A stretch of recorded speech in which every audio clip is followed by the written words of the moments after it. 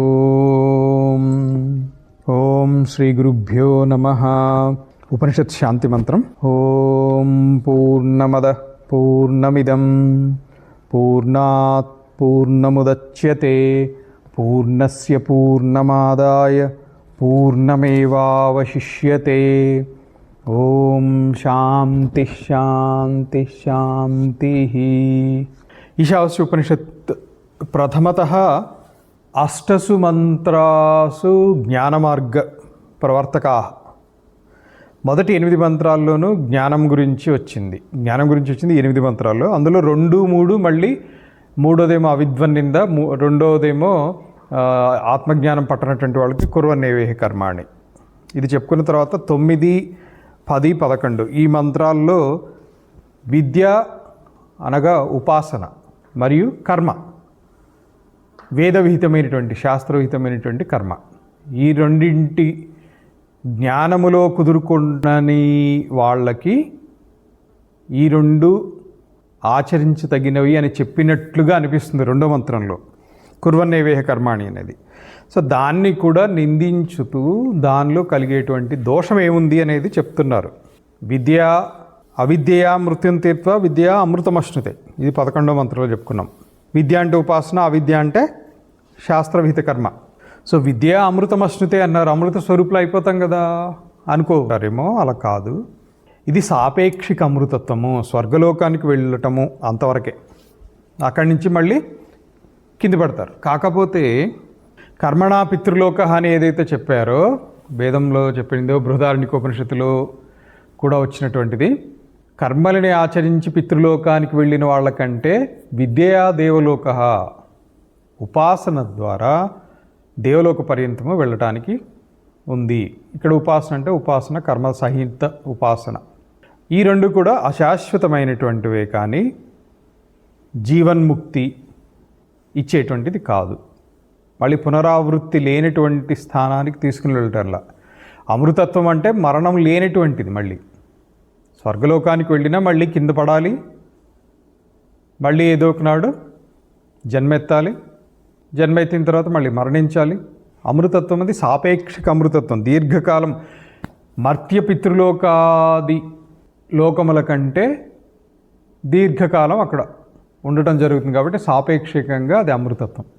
శాశ్వత అమృతత్వం ఒక జ్ఞానముతోటి మాత్రమే సిద్ధిస్తుంది. 8వ మంత్రం వరకు ఆల్రెడీ జ్ఞానం గురించి చెప్పేశారు కాబట్టి ఇప్పుడు చెప్పబోయేటువంటి వాటిలో ఎక్కువగా భిన్నమైనటువంటి ఉపాసనలు ఏవైతే ఉంటాయో ఆ ఉపాసనల ద్వారా పొందగలిగినటువంటి శ్రేష్ఠ ఫలితం ఏంటి, అవి అశాశ్వతము అని చెప్పడం కోసమే ఉంటాయి ఈ తర్వాత మంత్రాలు. 12వ మంత్రం. 12వ మంత్రంలో ఏం చెప్తున్నారు? అవతారిక. అధునా వ్యాకృత అవ్యాకృత ఉపాసనయో సముచ్చిచీషయ ప్రత్యేకం నిందా ఉచ్యతే. నిందింపబోతున్నారు, ఉపనిషత్కారుడు నిందింపబోతున్నారు. దేన్ని నిందింపబోతున్నారు?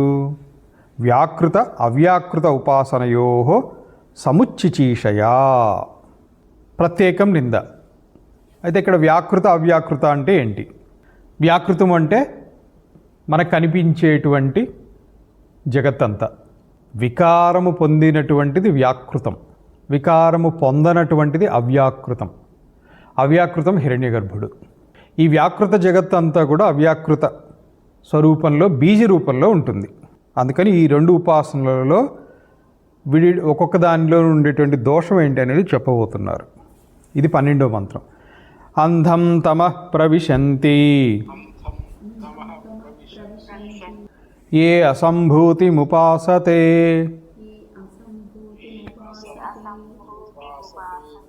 తతో భూయ ఇవ తే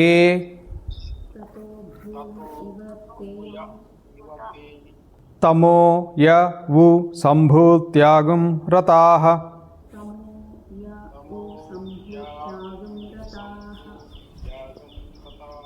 దీనికి పదచ్ఛేదం. అంధం తమః ప్రవిశంతి యః అసంభూతిం ఉపాసతే తతః భూయ ఇవ తే తమః య उ సంభూత్యాగం రతాః. అన్వయక్రమం. ఏ అసంభూతిం ఉపాసతే తే అంధం తమః ప్రవిశంతి. అసంభూతి సంభూతి అనేటువంటిది భాష్యకారులు మనకి వివరణ ఇచ్చారు. సంభవనం సంభూతి, సంభవించినది అనేటువంటిది ఏదైతే ఉంటుందో అది సంభూతి అంటే ప్రకృతి. ఆ వివరణ భాష్యంలో చెప్తా. అసంభూతిని ఉపాసించేటువంటి వాళ్ళు అంధలోకాల్లో ప్రవేశిస్తారు. ఏ విధంగా అయితే అవిద్యని ఉపాసించేటువంటి వాళ్ళు, అవిద్య అంటే కర్మల్ని అనుష్ఠానం చేసేటువంటి వాళ్ళు అంధలోకాల్లో పడతారు. అంతకంటే అంధలోకాల్లో విద్య అంటే ఉపాసనని అనుష్ఠించేటువంటి వాళ్ళు పడతారు. అదేవిధంగా ఇక్కడ కూడా అసంభూతిని ఉపాసించేటువంటి వాళ్ళు చీకటి లోకాల్లో పడతారు. అసంభూతి అంటే ఇక్కడ ప్రకృతి. ఏ ఊ సంభూత్యామ్రతా తే తతో భూయ ఇవ తమః. అంతకంటే కూడా దుస్తరమైనటువంటి దట్టమైనటువంటి చీకటి లోకాల్లో పడిపోతారు. ఇప్పుడు దీనికి శాంకర భాష్యం. సో సంక్షిప్తంగా చెప్పాలంటే అసంభూతిని ఉపాసించేటువంటి వాళ్ళు చీకటి లోకాల్లో పడతారు. సంభూతి నామరూప కర్మాత్మకమైనటువంటి జగత్తుగా ప్రకటమైనటువంటి కార్యబ్రహ్మ లేదా హిరణ్యగర్భుడు ప్రకృతి కంటే కూడా అతిశయించినటువంటి వాడు. ప్రకృతికి ఉత్పన్న స్థానం ఏది అని అంటే అవ్యాకృత జగత్తు. వ్యాకృత జగత్తుకి ఉత్పన్న స్థానం అవ్యాకృతం. అవ్యాకృతమే హిరణ్యగర్భుడు. ఆ హిరణ్యగర్భుడినే ఇక్కడ సంభూతి అంటున్నారు. ఈ సంభూతిలోనే అసంభూతి అంతా కూడా బీజ రూపంలో ఉంటుంది. సో ఈ కార్యబ్రహ్మ హిరణ్యగర్భుడు ఈ ఉపాసన చేసేటువంటి వాళ్ళు అంతకంటే కూడా చీకటి లోకాల్లో పడతారు. ఇది సంక్షిప్తంగా. దీనికి ఇప్పుడు శాంకర భాష్యం. అంధం తమః ప్రవిశంతి ఏ, ఈ మొదటి వాక్యం తీసుకుని దానికి వివరణ ఇస్తున్నారు. అసంభూతిం సంభవనం సంభూతి. సంభూతి అంటే సంభవనం.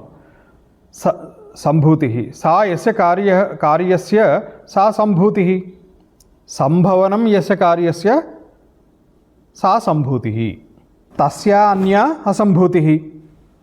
అసంభూతి అంటే ప్రకృతి. సింపుల్గా స్పష్టంగా చెప్పేశారు. కారణం అవిద్య కల్పితం. అవ్యాకృతాఖ్య అవ్యాకృతం. అసంభూతిని ఉపాసించేటువంటి వాళ్ళు చీకటి లోకాల్లో ప్రవేశిస్తారు. సంభూతి అంటే పుట్టుక, సంభవనం. ఈ పుట్టుక అనేటువంటిది ఏ కార్యానికి ఉందో ఆ కార్యము సంభూతి. హిరణ్యగర్భుడి నుంచి వ్యాకృత జగత్తు వచ్చింది. పుట్టినటువంటిది ఏది అంటే వ్యాకృత జగత్తు. ఈ పుట్టుక అనేటువంటిది ఎక్కడి నుంచి ఉంది అని అంటే హిరణ్యగర్భుడి నుంచి ఉంది. కాబట్టి హిరణ్యగర్భుడు అవ్యాకృతము అనబడేటువంటిది సంభూతి. దానికంటే భిన్నమైనటువంటిది అంటే పుట్టినటువంటిది వ్యాకృత జగత్తు. ఇది అసంభూతి. ఈ కనిపించేటువంటి జగత్తుకి ఉపాదాన కారణం ఎవరు అంటే కారణాలు 3 రకాలు. నిమిత్త కారణము, ఉపాదాన కారణము. ప్రధానంగా ఈ 2 తెలుసుకుంటే మిగతాది నిమిత్త ఉపాదాన కారణం అని ఇంకొకటి ఉంటుంది. పరమాత్మ నిమిత్త ఉపాదాన కారణం జగత్తుకి, అది వేదాంతంలో వస్తుంది. సో ప్రస్తుతానికి నిమిత్త కారణము, ఉపాదాన కారణం. కులాలుడు ఘటం తయారు చేస్తాడు. ఘటం అనేటువంటి కార్యోత్పత్తిలో కులాలుడు అంటే కుమ్మరివాడు. కులాలుడు నిమిత్త కారణం. అలాగే దండం ఉంటుంది, ఆ చక్రము ఉంటుంది. ఇవన్నీ నిమిత్త కారణాలు. ఉపాదాన కారణం ఏది? మట్టి లేకపోతే కుండ తయారు కాదు. సో నిమిత్త కారణము, ఉపాదాన కారణం. ఈ జగత్తు మొత్తానికి ఉపాదాన కారణం ఏది అంటే అవ్యాకృత జగత్తు, అవ్యాకృతం హిరణ్యగర్భుడు. అదే మాయాశక్తి, అమ్మవారే మాయాశక్తి. సమిష్టి ప్రాణము, సమిష్టి బుద్ధి, అదే హిరణ్యగర్భతత్వం. బృహదారణ్యక ఉపనిషత్తులో ఇంకా వివరంగా వస్తుంది. మిగతా ఉపనిషత్తుల్లో సంక్షిప్తంగానే చెప్తారు. బృహదారణ్యక ఉపనిషత్తు, ఛాందోగ్యోపనిషత్తు, ఐతరేయోపనిషత్తులో ఇతరమైనటువంటి చెప్తారు. ఒక్కొక్క ఉపనిషత్తులో ఒక్కొక్క అంశం తీసుకుంటారు. కానీ బృహదారణ్యక ఉపనిషత్తులో చాలా అంశాలు వస్తాయి. ఆ అంశం ఎంతో కొంత ప్రతి అంశం అని చెప్పను, కానీ ఇతర ఉపనిషత్తుల్లో కొంచెంగా చెప్పినటువంటి అంశములు విస్తృతంగా బృహదారణ్యక ఉపనిషత్తులో కనిపించే అవకాశం ఉంది. అది పెద్దది. సో ఉపాదాన కారణం మాయాశక్తి. ఈ మాయాశక్తియే అవిద్య. అవిద్య అంటే స్వరూప జ్ఞానం లేకపోవటం. స్వరూప జ్ఞానం లేకపోవటం అంటే నీవెవరో నీకు తెలియకుండా ఉండటం. అదేంటండి నేనెవరో నాకు తెలియదా? అద్దం ముందు నించుంటే నాకు తెలుస్తాను కదా. అది తెలిసేది దేహం, నువ్వు కాదు. నీవు ఆత్మస్వరూపుడు. నీవు తెలుసుకోకుండా ఉండటమే అవిద్య. దీనికి అవ్యాకృతము అని పేరు. అవ్యాకృతం అనే పేరు కలిగినటువంటి అసంభూతి. తాం అసంభూతిం అంటే అవ్యాకృతాఖ్యాం ప్రకృతిం కారణం అవిద్యాం కామకర్మ బీజభూతాం అదర్శనాత్మికాం ఉపాసతే ఏ అంటే ఇదంతా ప్రకృతిని ఉపాసించేటువంటి వాళ్ళు. ఏమవుతుంది అలా ఉపాసించేటువంటి వాళ్ళకి? తే తదనురూపమేవ అంధం తమః అనే దానికి అదర్శనాత్మకం, తమః అనేటువంటి దానికి అదర్శనాత్మకం, కనిపించకుండా చీకటిగా ఉంటుంది అంటున్నాం కదా. అదర్శనాత్మకమైనటువంటి దాంట్లో ప్రవేశిస్తారు. ప్రకృతి ఉపాసకులు అంటే ఎవరు? ఏదో ఒక మూర్తి పూజ చేయటము, మూర్తిని ఉపాసించటము, శ్వాస మీద ధ్యాస, ఇది ప్రకృతి ఉపాసన. ప్రకృతిలో పంచభూతాలు ఉన్నాయి. లేదా ఒక అగ్నిని ఉపాసించటము, ఇవన్నీ ప్రకృతి ఉపాసకులు. దీన్నే అసంభూతి ఉపాసన అన్నారు. ఇది అవిద్యతో కూడినటువంటిది. ఈ అవిద్య అనేటువంటిది కామకర్మ బీజములతో కూడినటువంటిది. ఇలాంటి దాన్ని ఉపాసించేటువంటి వాళ్ళు అంధం తమః ప్రవిశంతి, అదర్శనాత్మకం ప్రవిశంతి, చీకటి లోకాల్లో ప్రవేశిస్తారు. తతః అంటే అంతకంటే కూడా, ఎంతకంటే అసంభూతిని ఉపాసించేటువంటి వాళ్ళు ప్రవేశించినటువంటి చీకటి లోకాల కంటే కూడా తస్మాదపి భూయ బహుతరం ఇవ తమః ప్రవిశంతి, అంతకంటే కూడా చీకటి లోకాల్లో ప్రవేశిస్తారు. ఎవరు? ఏవు సంభూత్యాం, సంభూతిని ఉపాసించేటువంటి వాళ్ళు. సంభూతి అంటే పుట్టుకకి కారణమైనటువంటిది. ఎవరి పుట్టుకకి? అసంభూతి యొక్క పుట్టుక కారణమైనటువంటిది. ఎవరు అని అంటే సంభూతి. సంభూతి అంటే హిరణ్యగర్భుడు. ఈ అసంభూతిని ఉపాసించేటువంటి వాళ్ళు కార్యబ్రహ్మణి హిరణ్యగర్భాఖ్యే రతాహ, హిరణ్యగర్భుడిని ఉపాసించేటువంటి వాళ్ళు ఎవరైతే ఉన్నారో వీళ్ళు ప్రకృతిని ఉపాసించేటువంటి వాళ్ళకంటే కూడా చీకటి లోకాల్లో ప్రవేశిస్తారు. ఇది 12వ మంత్రం యొక్క శాంకర భాష్యం. ఇప్పుడు కార్యబ్రహ్మ, కారణబ్రహ్మ అర్థమైనాయా? 2 రకాలు. ప్రకృతి అంతా కూడా కార్యబ్రహ్మ, కారణబ్రహ్మ అంటే హిరణ్యగర్భుడు. హిరణ్యగర్భుడికి కూడా కారణమైనటువంటిది పరమాత్మ. ఇవన్నీ నిజానికి కల్పితమే, అసలు ఏది లేదు. ప్రకృతి లేదు, హిరణ్యగర్భుడు లేదు, నువ్వు లేవు, నేను లేను, ఉన్నదంతా ఆత్మే. ఆత్మ చైతన్యంతో ఇవంతా ఉన్నట్లుగా కనిపిస్తాయి అంతే. తర్వాత 13వ మంత్రానికి అవతారిక. అధునా ఉభయోః ఉపాసనయోః సముచ్చయ కారణం అవయవ ఫలభేదం ఆహా. అవయవ ఫలభేదం అంటే ఉపాసనీయం, అవయవ. సముచ్చయ కారణం అంటే రెండింటిని కలిపి ఉపాసించాల్సినటువంటి అవసరం. వేర్వేరు ఫలాలు ఉన్నాయి. ఆ ఫలభేదం వలన ఈ రెండింటిని కలిపితే సముచ్చయ ఉపాసన అవుతుంది. రెండింటి యొక్క ఫలితం కలిసి వచ్చేటువంటి ఉపాయం అన్నమాట అది. ఇది 13వ మంత్రంలో చెప్పబోతున్నారు.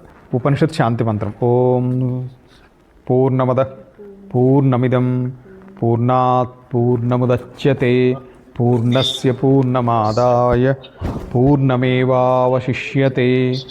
ఓం శాంతి శాంతి శాంతి.